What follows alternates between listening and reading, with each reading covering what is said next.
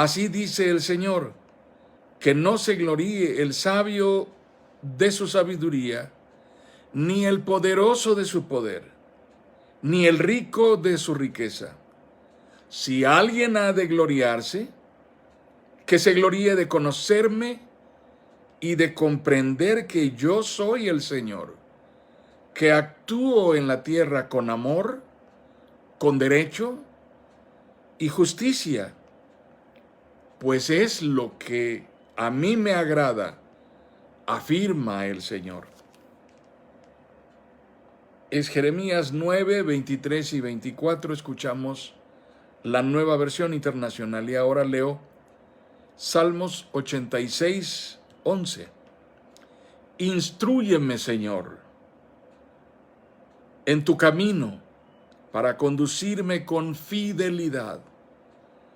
Dame integridad de corazón para temer tu nombre. Salmos 86, 11. Nuestro pensamiento central desde la semana pasada y en este día está enfocado a la espiritualidad congruente. ¿De qué se trata cuando hablamos de espiritualidad congruente? Estamos refiriéndonos simple y sencillamente a esa forma de vida de piedad, a esa forma de vida de devoción, a esa forma de vida de la práctica del cristianismo, que está centrada en mostrar, en dar evidencia con genuina coherencia, con una auténtica consagración a Dios. Mostrar el carácter de un creyente que ha madurado en la fe y que vive lo que cree. Es decir, no hay una desconexión entre lo que él dice creer y lo que él está viviendo, sino que ambas son una sola cosa. Esto es congruencia. Congruencia se refiere a que no hay una descomposición entre la teoría y la práctica, sino que por el contrario, hay integridad, hay una evidencia, hay un testimonio palpable, claro, contundente. Así que cuando hablamos de espiritualidad congruente, es a esto a lo que nos referimos, a esa forma de vida cristiana, a esa forma de piedad, a esa forma de devoción, de práctica de la fe cristiana, de una encarnación del Evangelio, que está centrada en dar evidencias, en dar frutos, en demostrar genuinamente que no se contradicen lo que creo con lo que vivo, sino que ambas cosas coinciden, se unifican y fortalecen mi carácter, para que quienes me conocen, quienes tratan conmigo, quienes me ven, no importa si es en la congregación, si es en el trabajo, si es en la familia, si es entre los vecinos, entre las amistades, en donde quiera que me desempeñe, quienes me conozcan pueden ver a mí, en mí, puedan ver, puedan advertir en mí a un cristiano maduro en la fe, una persona que está viviendo lo que cree. Es una realidad, amados hermanos, que pareciera haber un boom de crecimiento en las congregaciones y en las iglesias. Mayormente estos a los que les llamamos grupos emergentes o congregaciones independientes no denominacionales. Eso es lo que más ha proliferado y por donde quiera vamos a encontrar, casi en cada colonia vamos a ver que hay grupitos reuniéndose aquí y allá. Pero finalmente la pregunta es cuántas de estas personas que se dicen cristianas están viviendo verdaderamente su fe. ¿Cuántos de estos están permitiendo que el Espíritu Santo aplique en sus vidas la verdad del Evangelio para una auténtica transformación? Y ahora quiero entonces exponerles una realidad que se ha convertido en el azote del cristianismo de nuestro tiempo. Hermanos, vivimos tiempos difíciles en los que cada vez el entorno es más hostil para la fe cristiana. Vivimos tiempos difíciles en los que cada vez será más complicado poder dar testimonio de nuestra fe o publicar lo que creemos, porque el mundo está pidiéndole a la iglesia ser más laxa, más tolerante, relajar sus estándares. El mundo está presionando y empujando a la iglesia a aligerar un poco sus principios, a ponerle un poco de agua a la leche, a adulterar el evangelio, a amputarle a la verdad de Jesucristo las partes, las aristas filosas que lastiman nuestro estilo, nuestra manera de vivir, nuestras costumbres. Entonces hay dos azotes terribles que son peores que ese tipo de reacción del mundo hacia la iglesia. Porque la persecución, la hostilidad, el rechazo fue anunciado por Jesús y ya sabíamos que iba a llegar en algún momento, y el Señor Jesucristo dijo: si esto han hecho conmigo, ¿qué es lo que harán con ustedes? Así que estén listos y prevenidos, porque esto viene. El Señor Jesús lo dijo. Sin embargo, pero no es solo eso. Estoy hablando de que desde dentro surge entonces un azote que lesiona al testimonio cristiano. Y hay dos tipos de esta embestida que la iglesia está viviendo. Dos azotes del cristianismo militante de nuestro tiempo. El primero de estos azotes, hermanos, es una forma de cristianismo incoherente. ¿De qué estamos hablando? Es una forma de práctica de la vida cristiana que se niega a pensar. Está orientada a creer y practicar sin analizar. Prácticamente está determinado a aceptar todo tipo de conceptos con avidez.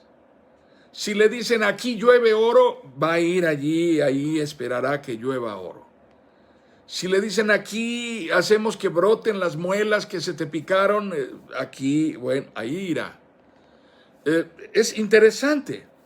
Es una forma de creencia, una forma de fe que está determinada a aceptar todo tipo de conceptos y validarlos con avidez. Más aún los que parecen más sensacionales, más excitantes.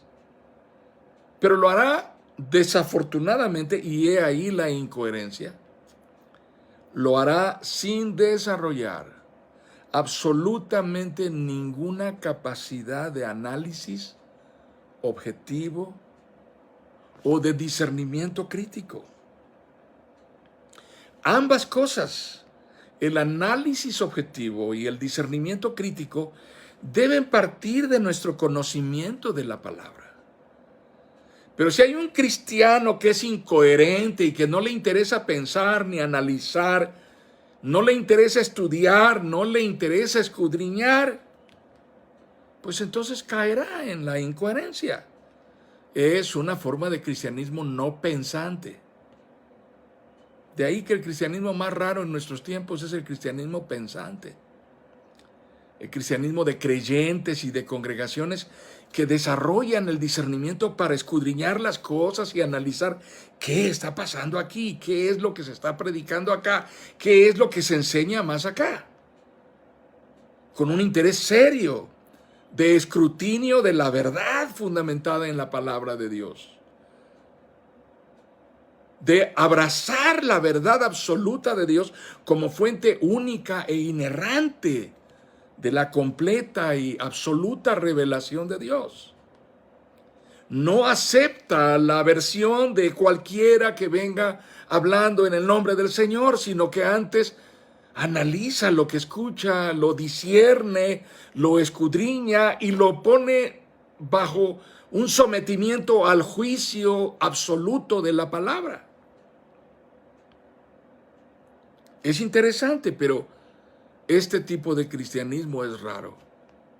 En algunas congregaciones donde me tocó pastorear alguna vez, me hablaron de una generación de cristianos ya idos, y casi en cada iglesia en donde estuve me hablaron y me dijeron, no, aquí la hermana X, la hermana tal y cual, la hermana fulanita, la hermana perenganita, era estricta, pero bien estricta con los textos bíblicos, y en ocasiones a algún obrero, a algún pastor, a algún oficial anciano de la iglesia lo paró y le dijo, hey hermano, eso no es correcto.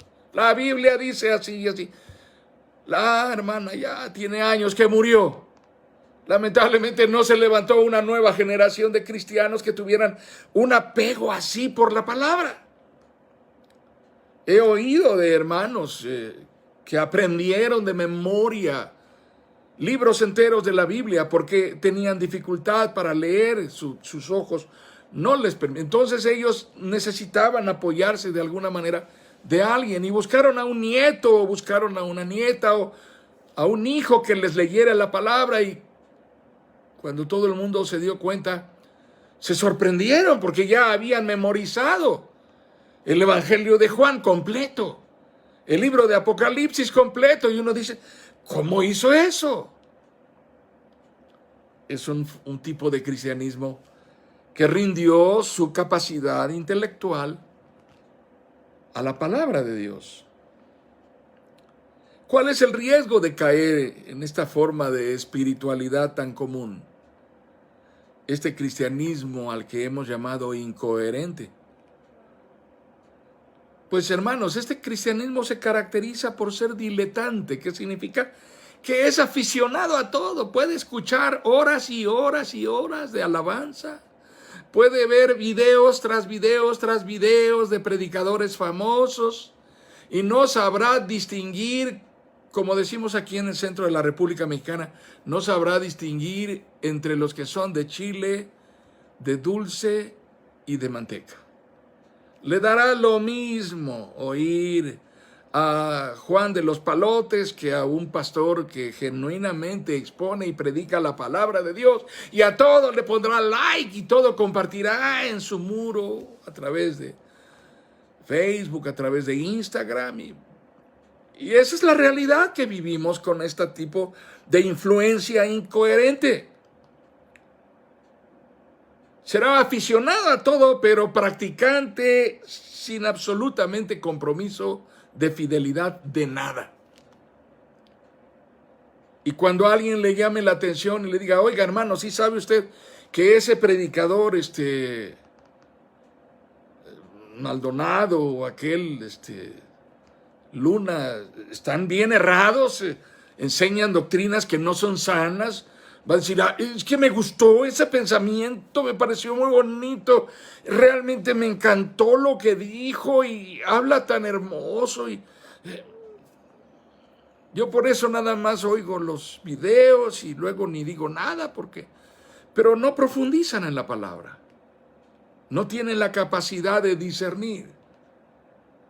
Es real, esto es una realidad. Hay muchos mercaderes del evangelio en las redes sociales.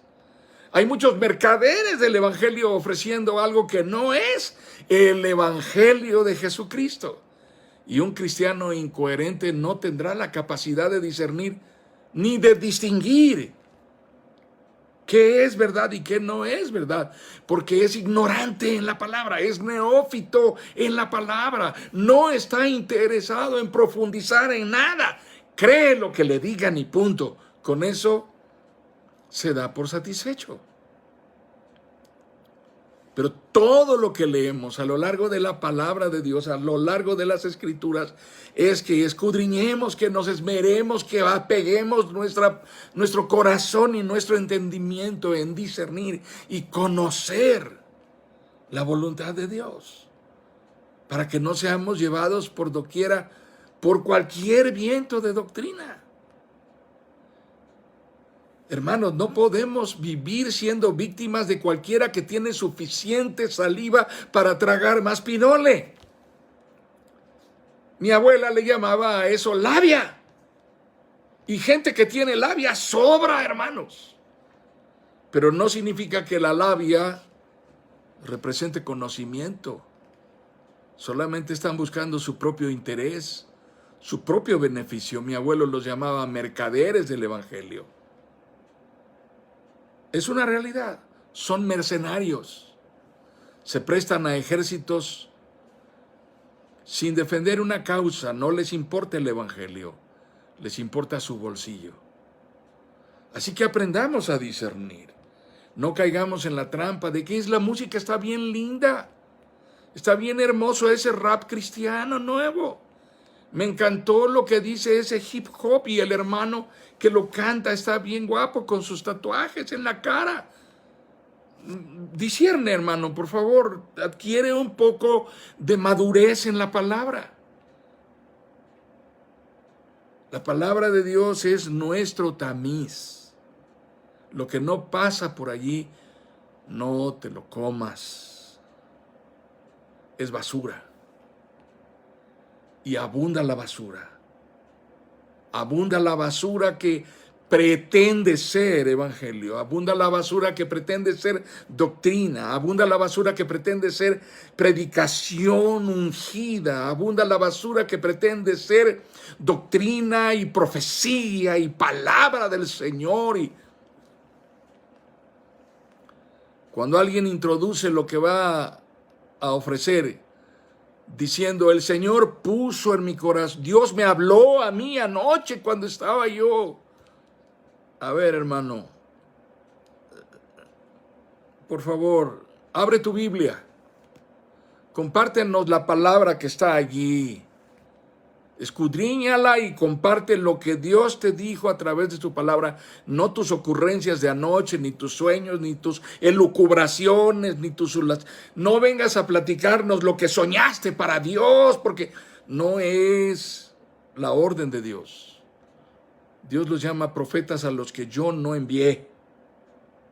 Así que no des bienvenida, hermano, a un cristiano coherente con su forma de creer en la palabra de Dios como la fundamentación inerrante e infalible de la revelación única del Dios vivo, no creerá cualquier mentira. No recogerá pan de la calle. Buscará alimentarse, se nutrirá de lo que es alimento y de lo que verdaderamente le proporciona y le fortalece. Así que tengamos conciencia de esta realidad. Este primer azote es el cristianismo incoherente. La gente no sabe ni lo que cree. Una manera muy simple. Sí, una manera muy simple, hermanos. ¿Quieren medir la incoherencia de los creyentes a su alrededor? Pregúntenle, bueno, ¿y tú a qué iglesia vas? La iglesia de la Loma, la iglesia de la Bajada, la iglesia de la Vuelta, la iglesia del fondo de la calle, la iglesia de la esquina, la iglesia del pastor Panchito, la iglesia del pastor Chuchito, la iglesia de... Dime, ¿qué cree tu iglesia? No, pues a mí me gusta allí porque no hay obligación ni le imponen a uno nada. Se llama cristianismo light. Y es el más popular de todos los modos de ser cristiano. Y en resumen significa ser nada, igual que el mundo. El cristianismo incoherente, entonces, es la forma de práctica de la vida cristiana que se niega a pensar. Está solo orientada a creer y prácticamente está determinado a aceptar todo lo que oye con avidez. Está determinado a recibir lo que le venga y lo acepta sin analizar. Sí, aceptará con mayor facilidad aquello que parece excitante, emocionante. En donde le digan que ahí hay unción, allí va a correr y ahí va a comer lo que le sirvan. Pero no hay Biblia, no hay un análisis objetivo, No hay la capacidad de discernimiento crítico fundamentado en la palabra de Dios. Cuidado, cuidado, hermano. Si estás oyendo esto, cuidado. Este tipo de cristianismo no es apto. Por favor, escucha esto. Te lo digo con amor y te lo digo con respeto. Este tipo de cristiano no es apto para formarse como un discípulo maduro, porque jamás va a adquirir el interés por ser transformado interiormente por el Espíritu Santo. Mucho menos se va a interesar en su edificación. No está interesado en ser semejante a Cristo. Nada más quiere ser semejante a Él. Y quiere tener los millones que el pastor dice que puede tener. La sanidad que el pastor le ofreció que puede tener. El poder y la unción que el pastor dijo que recibió cuando le impuso las manos. Pero eso no es bíblico, ni es lo que Dios quiere que vivamos. Dios quiere que seamos discípulos. Discípulos no del pastor Panchito, no discípulos del pastor Aquino, discípulos de Jesucristo, semejantes a Cristo. Que caminemos en dependencia y en obediencia al Evangelio de Jesucristo. Que amoldemos nuestra vida a Cristo. Que recibamos y escuchemos y podamos escudriñar. El apóstol Pablo dijo puntualmente, escudriñenlo todo. ¿Quieres oír a Maldonado? Ah, qué bueno. A Cash Luna, sí, también. A Joel Osteen, multifamoso, multimillonario, ha vendido millones de libros, súper popular, influencer. A Daniel Javif, también escúchalo. Parece muy bíblico, pero no te tragues el pescado con todo y las espinas. Observa a tu gato cómo come pescado. Ese es un buen ejemplo, es una buena manera de ilustrar que no todo lo que se oferta atractivamente y de manera impresionante realmente vale la pena. La palabra de Dios, hermano, la palabra de Dios es insustituible, irreemplazable. La palabra de Dios es inerrante, es infalible, es nuestra única fuente de fe, porque ella nos dice lo que habremos de creer, y nuestra única fuente de práctica, porque ella nos dice cómo vivir. La gente va de un pastor a otro buscando consejo y preguntándole, ¿cómo ve, pastor? Ya tienen muchos años que yo tengo una duda. Desde hace años he buscado pastores que me orienten y me digan, ¿es malo fumar? ¿Es malo beber? ¿Es malo tatuarse? ¿Es malo ponerse piercings? ¿Es malo vestir provocativamente? ¿Es malo ir a la iglesia en mayones? La gente anda buscando a alguien que le diga, no, hombre, no es malo. Tranquila, no te preocupes, no pasa nada. Tú ve como quieras, como se te dé la gana, ve en pijama, ve en bidol, ve. Al fin de cuentas, que se pongan nerviosos los demás es tu problema. Tú agrada al Señor. Aquí quien te importa es incoherencia cristiana. Tiene la etiqueta de cristiana, pero al final de cuentas no deja de ser incoherencia. Vive como Cristo, eso es coherente y es bíblico, está escrituralmente fundamentado, es lo que la palabra de Dios dice. Eres un discípulo de Jesucristo, niégate a ti mismo, toma tu cruz y síguelo. Todo lo demás son absurdos, incoherentes que el mundo te oferta, aunque tenga apariencia de pastor, de congregación, de iglesia. Cuidado, discierne. Juzga con entendimiento. Eso es discernir. Decide con sabiduría, con sensatez. Así que este es el primer azote y no viene del mundo, viene desde dentro. Cristianos que quieren vivir sin interesarse mayormente en conocer, ni en escudriñar, viven basados en la referencia bíblica de... Yo me acuerdo que hay un pasaje que dice, no sé si está en Apocalipsis o está... No, creo que es los Salmos. No, no es los Salmos. Creo que Génesis. Bueno, está entre Génesis y Apocalipsis, pero dice algo así como, ayúdate que yo te ayudaré. Absurdo, o sea, no conoces la Biblia, no sabes quién lo dijo, no sabes en dónde está, te da lo mismo si está en la Biblia o no está en la Biblia, te suena bonito, le pones like, lo pones en tu muro. Es motivacional. Daño no le hará. Sí, las abuelas decían, poco veneno no mata. Sí, era la frase común de las abuelas. Sí, resulta que parecía como que la leche ya estaba cortada, como que ya comenzaba a sentirse feíta y dásela, no pasa nada, poco veneno no mata. Pues así hay una multitud de cristianos bajo la doctrina de que poco veneno no mata. Este es el primer azote que viene desde dentro. Cristianismo incoherente. Y el segundo es el cristianismo incongruente.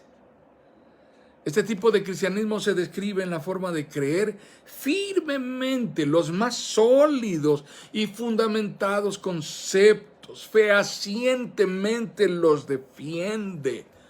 Conocimiento doctrinal suficiente, dominio teológico argumentativamente, y desarrolla una intensa vida eclesiástica hasta ministerial. Pero cuando observas su vida, te das cuenta de que hay un divorcio notorio, significativo, marcado, evidente y obvio entre lo que cree, entre lo que predica, entre lo que vocifera, entre lo que canta, entre lo que aparenta y lo que vive. Hay un abismo entre lo que cree y lo que vive. Así que está creyendo una cosa correcta, puntualmente bíblica, doctrinalmente sana, teológicamente bien enfocada, pero está viviendo algo completamente ajeno. Y no se siente mal. En resumen, es creer y sostener una cosa, pero vivir completamente otra que lo contradice absolutamente. ¿Cuál es el peligro latente de esta forma práctica de la vida cristiana? Esto es lo que se llama predicar una cosa y practicar otra. Esto es precisamente lo que nuestro Señor Jesucristo llamó hipocresía con apariencia de sepulcros blanqueados, que por fuera muestran un mármol limpio, un mármol bien lavado, que deslumbra con la luz del sol, pero por dentro están llenos de podredumbre. El fariseísmo de las Escrituras que nuestro Señor Jesucristo condenó y sentenció era esta forma de hipocresía, de doble moral. Una moral para los otros, muy correcta, muy legal, muy apegada al orden, pero una moral para mí. Finalmente, los doctores de la ley, la mayoría de los miembros del Sanedrín, los ancianos de Israel, eran gente que predicaba una cosa, pero vivía otra. Era gente que no tenía congruencia entre su forma de creer y su forma de vivir. Y hermanos, todos nosotros hemos podido darnos cuenta de cuando esto está pasando. En alguna ocasión un hombre se congregó en nuestra iglesia espontáneamente y poco a poco tuve la oportunidad de platicar y tratar con él. Y le dije, platícame acerca de tu experiencia, cómo conociste a Cristo. Y él me platicó su historia de cómo se convirtió y cómo fue discipulado y finalmente fue madurando hasta ser parte de una congregación. Y le dije, bueno, pero ¿por qué? ¿Qué fue lo que pasó? Que de pronto decidiste dejar de asistir a tu congregación. Y me dice, pues parecía que todo estaba bien, hasta que en una ocasión tuvimos que ir juntos como grupo, muchos de la congregación, a una actividad, un congreso, una convención, algo como las iglesias suelen organizar. No tengo idea precisa de qué se trataba, pero fueron todos y tuvieron que ir todos en un camión que rentaron para eso. Cada quien pagó su boleto, cada quien pagó su hospedaje, su alimentación, su participación en este evento.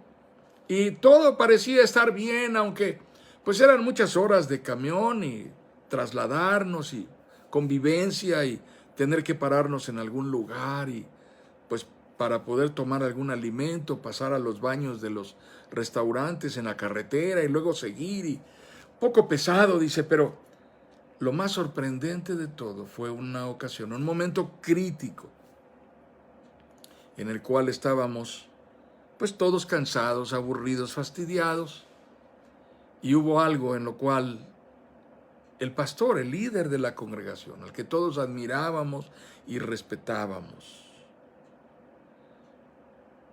fue tal su enojo por una situación en la cual él estuvo en desacuerdo con el resto del grupo, pero pues ahí en la situación del autobús, todos opinamos y nos pusimos de acuerdo y él no estuvo de acuerdo, pero finalmente fue tal su enojo que entonces salió la verdadera personalidad del pastor. Y salió el verdadero lenguaje que usaba en privado. Y el pastor que considerábamos un hombre de Dios, que nos enseñaba y nos predicaba la palabra, de pronto ya había perdido el control y la lengua ya estaba fuera de todo dominio, bajo la posesión de algún espíritu demoníaco, diciendo cosas absolutamente impropias. Y entonces todos nos quedamos así. El pastor se sabe estas majaderías tan feas y las dice. Pues creíamos que eso lo decía la gente que no conoce a Dios, pero él es un siervo de Dios, lo hemos visto predicando. Hermanos, esto no es extraño. Y déjenme decirles algo.